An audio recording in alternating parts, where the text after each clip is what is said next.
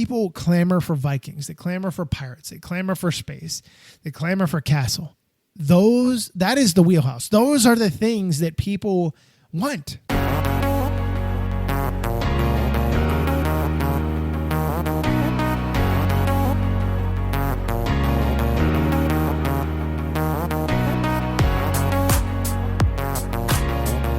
This is News on a Tuesday, and today we've got a few things. We have 3 specific things that we need to talk about that involve you and your Lego world in everything that you really care to be in the plastic brick world.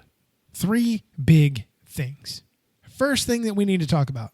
Lego has finally done something that everybody has been waiting for them to do or go back to for what now, the better part of almost 3 years?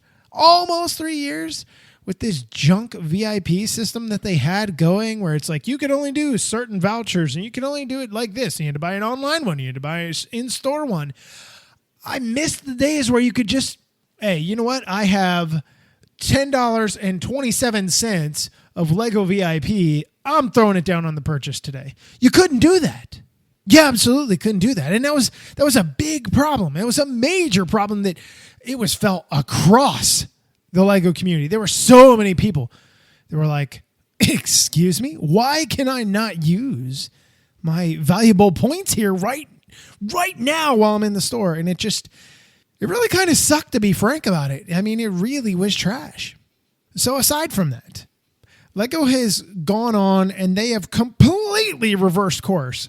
My only explanation that I can imagine would be that they were tired of constantly getting berated by buyers of this trash. Now, look, here's the thing. On those surveys that come out, when you fill those things out, they listen. It's not like Hasbro or Mattel. You could fill out a survey and be like, we don't care about you. Lego cares. And there are major changes that happen from it. So the great thing is you still need a card, right? Your VIP card. You could use virtual, the digital one, or you can use a physical one. The digital one, frankly, I love. I put it in my little digital wallet on my iPhone, and I'm just like, oh, here it is. Oh, just something special about it, you know? But again, the VIP program is free. If you are a new listener and don't know anything about it, it is absolutely free. The crappy thing that was that they used to, like I said, you had to have a voucher to go in the store. You had to have a voucher that went online. My biggest thing was they could only be in certain increments, right? 5, 20, 50, 100. It was bogus, dude. It was absolutely bogus. It's like, well, how am I supposed to, like, I want a set that's $130 and I have 200 VIP points, but I don't want to, I don't want to get 150 because it's not going to be, well, okay, let's push tax aside. Okay. Let's say it comes out to 130 with tax, but I can't get it because, well, I can get it, but then I have to buy something else to be able to use on my voucher. So I have to spend more than what I need to be able to get. It was just a mess. It's a lot easier to walk up and be like, I want to use my $10.27 of benefits that I currently have available to me. That's it. It was that simple. It never needed changing. And look, I am a giant proponent of if it's not broke, don't fix it. If it's working fine, stay away. Don't touch it. Don't look at it. Don't even think about it.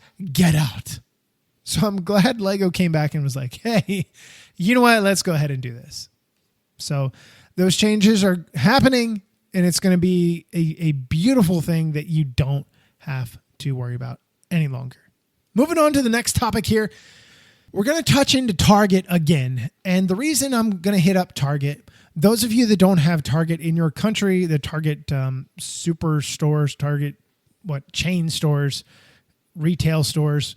This is interesting to me because Target, I don't know who runs Target. I don't know who their big kahuna is that is talking to Lego and striking up these deals. And it's not just Lego. They're striking up all kinds of big deals for toy sales and all kinds of things, not just regular toys. I mean, like adult collector stuff, things like that. This is not Target. Target is walking into a whole different realm than what they used to be. It just used to be a retail store. They were a competitor with Walmart. They still are. But now they're saying, let's amplify our game. Walmart is always going to be Walmart. They are like that bunion on your foot. No matter what you do to it, no matter how much you try and make it better or try and improve the situation that it is under, it just never changes. It's like a cockroach. It lives forever. And that's the way Walmart is in my mind. It's a store that will never be looked at as like a Target where Walmart would never do something like this with a set. Never in a million years. They could say Walmart exclusive, quote unquote, but it's not really.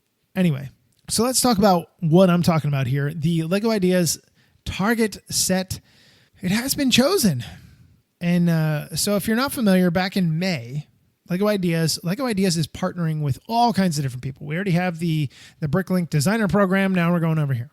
And what they are doing is they are taking 3 previous projects from LEGO Ideas that got to 10K and give them the shot, right? So the new one that is going to be coming to us is absolutely gorgeous. It is the Viking Village. Now, when they did the vote off, this thing got 16,317 votes, by the way. Brickhammer, who was the designer of this, it's incredible. I absolutely love it.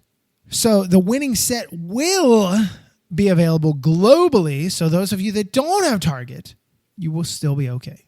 But those of us that have Target may even be better off. No, I'm totally kidding.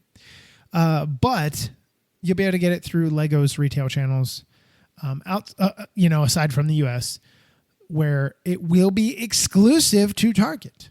But you can also get it from LEGO or wherever LEGO sells LEGO. So with that in mind, it's a cool set. Absolutely love it. Absolutely love it. I cannot wait for this thing. It's another way to be able to bring artists things. And when I say artists, I always had the assumption when I was a kid, an artist is somebody that paints on a canvas. That has been completely destroyed over the last, 30 years of my life, when you realize an artist is much more.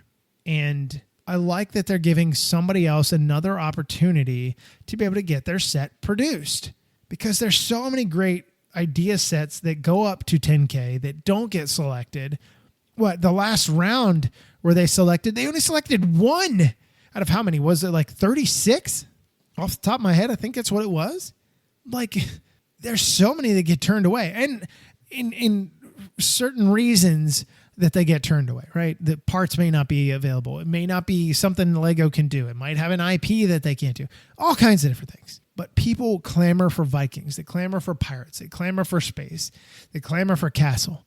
That is the wheelhouse. Those are the things that people want.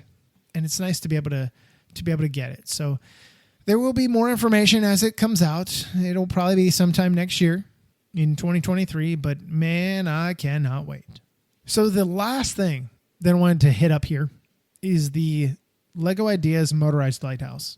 I, unfortunately, was not able to get an early review copy, so I will be in line with the rest of you crazies, and I will be very much in line to be able to buy this because I want it bad. Ever since this thing hit, I was like, I need it. So what you have here is you have a 2,065-piece set. And Sandro, the designer, the mock creator of this, he's Canadian dude. He's Canadian AFOL. And it is absolutely gorgeous. If you're curious to know when this thing is going to be available, it will be available on the 1st of September. You can get it, LEGO Places and stuff like that. Here's the price points you need to know. €300 and USD. Okay. That's a big chunk right there. 380 Canadian dollars, 500 New Zealand, and 265 pounds.